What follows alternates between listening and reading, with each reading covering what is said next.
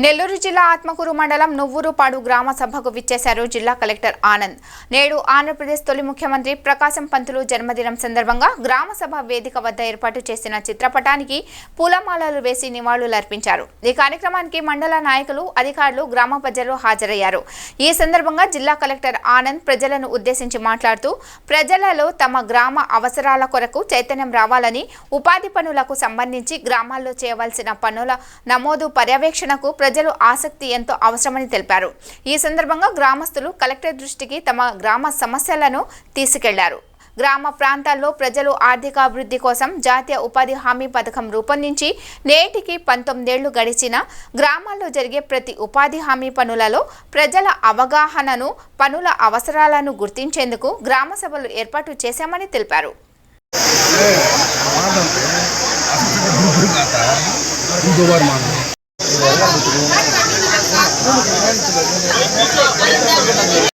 కాలువలు ఉంటాయి, ఆ కాలువల పనులు చేయడం కావచ్చు. ఇట్లా గ్రామంలో ఏవైతే ఉన్న వనరుల్ని కల్పించుకుంటూ అక్కడ వాళ్ళకి పని చూపిస్తూ ఈ గ్రామంలో మాత్రం ఈ కార్యక్రమాన్ని సక్రమంగానే నిర్వహిస్తున్నట్లుగా మేమైతే భావిస్తున్నాం. తర్వాత ముఖ్యంగా మీ యొక్క సమస్యలు మేము చెప్పుకోవాల్సిన విన్నపాలు ఎన్ని ఉన్నాయి. ఒకటి, మా గ్రామానికి మంచినీటి సౌకర్యం చాలా ఇబ్బందిగా ఉంది. మాకు పక్కనే బొగ్గేరు ఉంది, 7 అడుగుల పాయింట్ ఉంటుంది. అక్కడి నుంచి నేరుగా నీళ్లు ట్యాంకే ఉండదు సార్, నేరుగా పైపుల ద్వారా వస్తుంటాయి. అయితే ఈ పైపులు ఎక్కడ డ్యామేజ్ అవుతుందో, ఎక్కడ పగిలిపోతుందో ఎప్పుడు అర్థం కావట్లేదు. ఒక్కోసారి స్మెల్ వస్తుంది, ఒక్కోసారి మురికి వస్తుంది. ఇట్లాంటి ఇబ్బంది పడుతున్నాం. తాగునీరు అయ్యే మాకు తాగునీరు ఉపయోగానికి. రెండవది, పక్కన చెరువు ఉంది. చెరువుకి ఒక 7 కిలోమీటర్ల లెంగ్త్, అది పక్కనే చిరువెళ్ళిన గ్రామం ఉంది. అక్కడ బొగ్గేరు నుంచి ఈ చెరువులోకి సప్లై ఛానల్ అది. ఈ చెరువుకి నీళ్ళు వచ్చేదానికి సోమసుల వాటర్ కానీ, లేదంటే బొగ్గేరికి వచ్చేట ఫ్లడ్ కానీ, ఈ మొత్తాన్ని తీసుకురావాలంటే ఆ సప్లై ఛానల్ సక్రమంగా ఉండాలి. సప్లై ఛానల్లో పిచ్చి మొక్కలు, చెట్లు పొడుగుతో ఊడిపోయింది. 10 సంవత్సరాలు అయింది ఇప్పటికీ ఆ కాలువని చేయడం. మళ్ళీ మన ఈ మధ్యనే మేము మంత్రి గారిని కలిసినప్పుడు వారి దృష్టికి ఈ విషయాన్ని తీసుకెళ్ళాము. ఇప్పుడు తమ దృష్టికి కూడా తీసుకొస్తాం. ఇది చాలా అవసరం. ఈ ఆత్మకూరు చెరువు అనేది 5 గ్రామాలకి సప్లై సార్ అది వాటర్. కాబట్టి అక్కడ బొగ్గేట్లో మొన్న బొగ్గేరు పారింది. 5 రోజులు బొగ్గేరు పారితే 20 రోజులు నీళ్ళు కూడా చెరువుకి రావాల. నేను చిన్నప్పుడు ఆ కాలం బాగున్నప్పుడు ఒక్కసారి బొగ్గేరు పారితే మా చెరువు అలుగు పారేది. కాబట్టి దయచేసి మాకు ఆ కాలువను మాత్రం శుభ్రం చేయాలనేటువంటి విషయాన్ని మీ దృష్టికి తీసుకొస్తున్నాను. అదేవిధంగా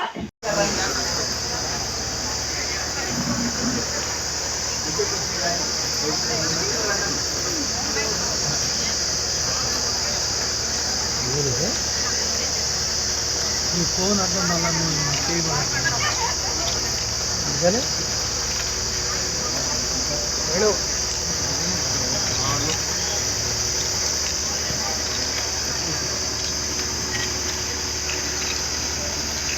మళ్ళీ ఈ మధ్య అంటే ఇప్పుడు నేను జాయిన్ అయిన తర్వాత కూడా ఫస్ట్ వేజ్ ఎంప్లాయ్మెంట్ ఎలా పెంచుకోవాలి, ఎందుకంటే జనాలకి అవకాశం ఫస్ట్ కావాల్సినది వేజ్ కావాలి, అంటే వాళ్ళకి పనులు కావాలి. అది కాబట్టి అలాంటి పనుల మీద ఫస్ట్ దృష్టి పెట్టాము.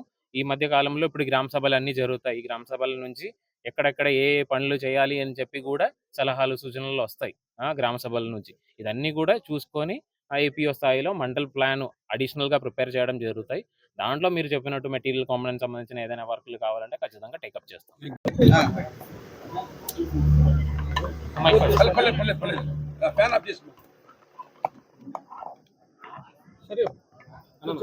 స్టార్ట్ చేసుకోవచ్చా?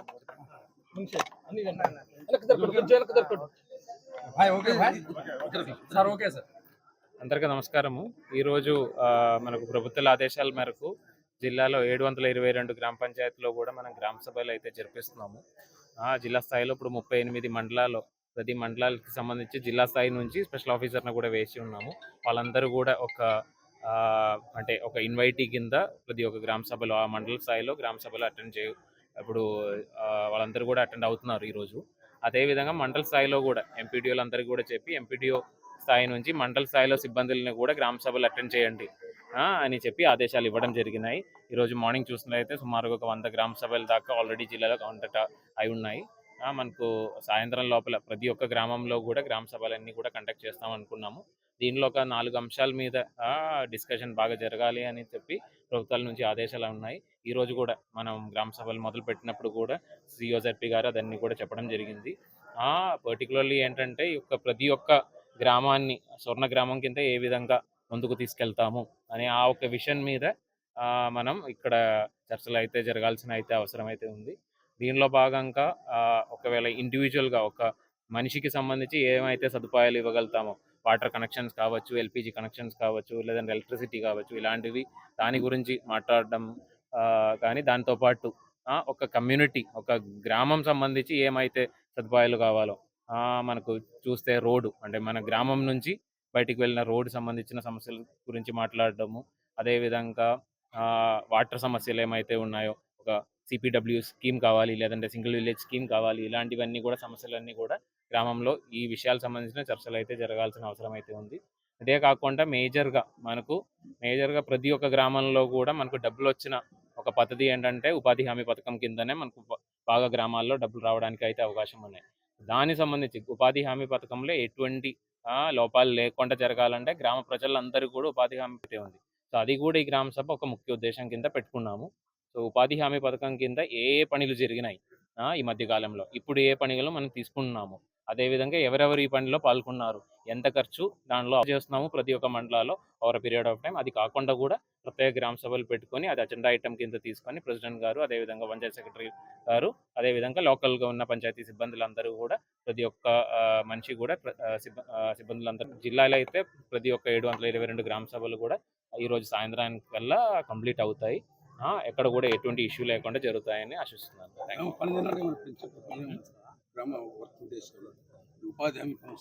అంటే పెంచుకోవడానికి చూసినట్లయితే జిల్లాలో సుమారుగా 60,000 మంది దాకా ఉపాధి హామీ పనులకు వస్తున్నారు రోజు.